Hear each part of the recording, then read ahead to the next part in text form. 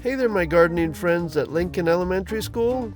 In this video, I'm going to talk about weeds, what they are, why we need to control them in our vegetable beds, and how we're going to do this. Okay, so let's get started.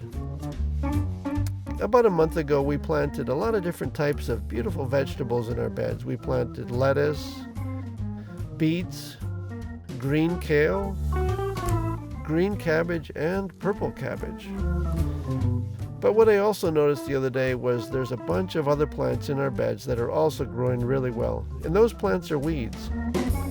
You can think of weeds as plants that are growing somewhere where we don't want them to grow. So in this case, all these other plants that are growing in between all of our vegetables, we're going to consider those to be weeds, and we need to get rid of them so that they don't cause a problem. Let me explain that a little bit more. When our vegetables grow, they need basically three things. They need to get water from the soil, they need to get nutrients or food from the soil to grow, and they need to get sunlight from the sun. And if we allow the weeds to grow with our vegetables, then the weeds will be competing with our vegetables or taking away the water, the nutrients from the soil, and the sunlight from our vegetables. And if that happens, our vegetables won't grow nearly as well, and therefore we won't be able to produce nearly as much beautiful and delicious food in our vegetable garden beds. So we need to be able to take care of those weeds and get rid of them early on. Now, the best time to get rid of the weeds is when they're really, really small and easy to pull up. In our vegetable beds, you'll be able to see a lot of little weeds hiding here and there in between the pieces of mulch, maybe underneath the vegetable leaves. And we need to get those out. And we're not going to use any kind of a fancy tool to do this. We're just going to use our fingers.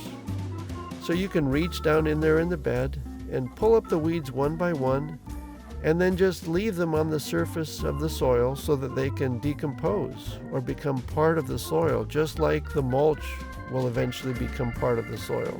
Now, when we pull up the weeds, we don't need to dig the soil. We just need to grab the weed by the base and pull it straight up. Because if we dig the soil, that might actually cause more weeds to germinate and grow. So we don't want to have that happen. So when we look for the weeds, we need to make sure that we look in all the little spaces through the whole vegetable bed and get rid of all those little weed seedlings. Now, what I think would be a good idea would be to weed 2 different times, maybe a few days apart within a week. What'll happen is you'll get most of the weeds the first day, and then the second day you'll just come in and just get the few leftovers that you might have missed the first time around. Now, there is one other thing I want you to keep in mind when you're weeding. We want to make sure that we don't damage the leaves of the vegetables, because the vegetables need their leaves to get sunlight to grow. So be careful as you're moving your hands around in the vegetable beds and try not to damage the leaves of the vegetables. Oh, and you know what? There's one more thing I almost forgot to tell you. In our vegetable beds, we also planted a cilantro plant.